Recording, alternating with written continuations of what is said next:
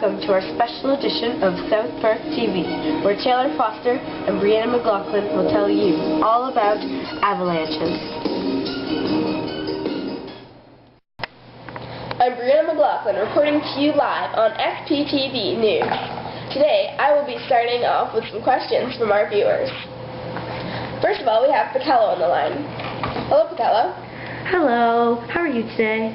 I'm good. How are you? Now, what is good. your question? What is an avalanche? An avalanche is a flow of snow down a mountainside caused by human or natural activity.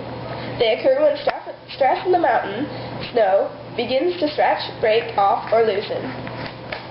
Alright, thank you. Now we have Dolores. Hello? Hi. What causes an avalanche? Almost all avalanches are set off by the weight of an object on top of the snow, such as a snowshoer or a skier. Other things that can affect an avalanche are weather, temperature, steepness of the slope, direction of the slope, wind, and terrain. Thank you for calling, Dolores.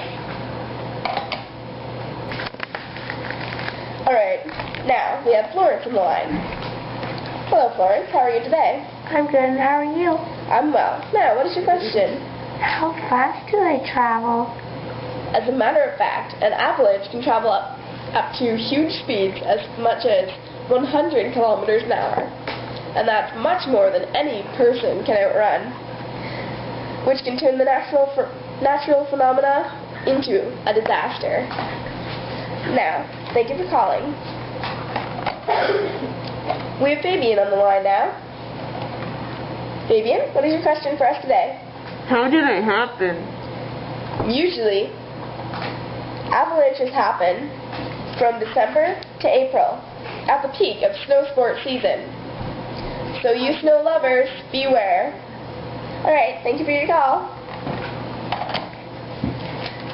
Now our last caller is Cosmo. Alright, Cosmo, would you like to tell them your question? Yes, I would. That's my call. My question is, how do they happen? Well, an avalanche happens in 3 parts. First, there's the starting zone, the avalanche track, and the runout zone. The starting zone of an avalanche is where the unstable sheet of snow breaks loose from the rest of the rest of the snowpack, and starts to slide down the slope. Most starting zones are at pretty high elevations on the slope, but given the right condition, the snow could break at any time. The avalanche track is the path the avalanche takes. If avalanches occur frequently at certain places, large sections of trees may be missing. The snow might be piled up into 2 places, forming a sort of chute. If avalanches break off from the same point multiple times during the winter, they tend to take the same path. The runout zone is where the snow slows down and stops moving. This is where snow debris that were picked up usually pile the highest. If a person was caught in an avalanche, this is where their body would end up. Alright, well, thank you for your call, Cosmo. You're very welcome. Alright, well, that's all the calls we're going to take for today. Thank you for watching. One of the most devastating avalanches ever to occur was the one of Mount St. Helens in Washington, D.C., May 18, 1980. This volcano caused the eruption, which caused the avalanche. 47 bridges were destroyed, along with 250 homes, 15 miles of railroad track, and 185 miles of highway, all destroyed by one seemingly perfect mountainside. This diagram shows the directions of snowfall down the mountain as this avalanche occurred. Here we have the avalanche warning flags.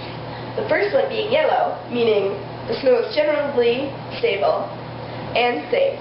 The second one is also a go-ahead, as most steep slopes are moderately stable, but elsewhere are very stable. The checkered flags, both should mean a good warning. The first, number 3, stability on many steep slopes, snow is moderately or weakly stable. And the fourth warning, stability on most steep slopes, snow is not very stable.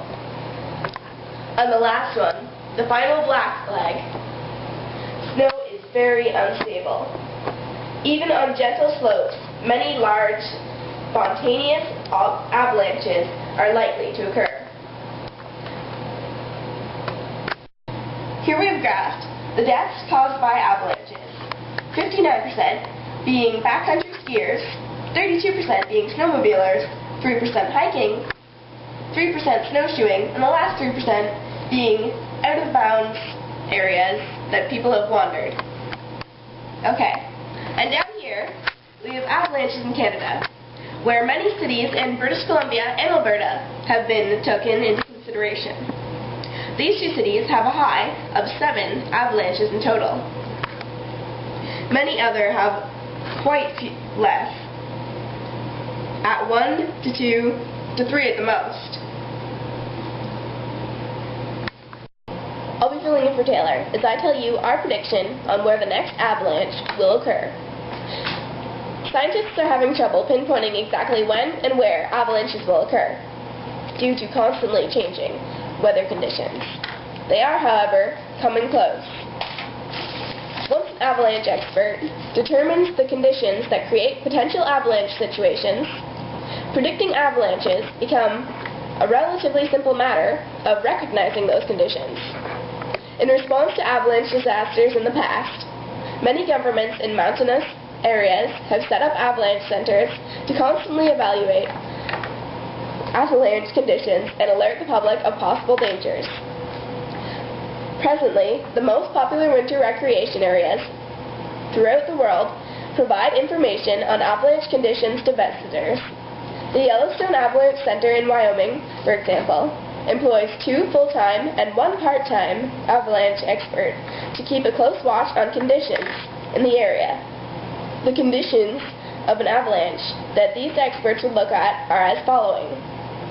They use tools like weather observations, forecasts, snow analysis, and historical records, daily observations of wind speeds, direction, air temperature, sky conditions, and many other factors as well. Other people study the mountain from afar, using radios and satellites. If the signs are right, they know that an avalanche is about to occur.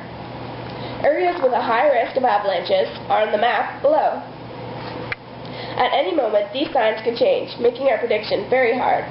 These spots all have high risks of an avalanche. In conclusion, any of these places are where I predict we will have our next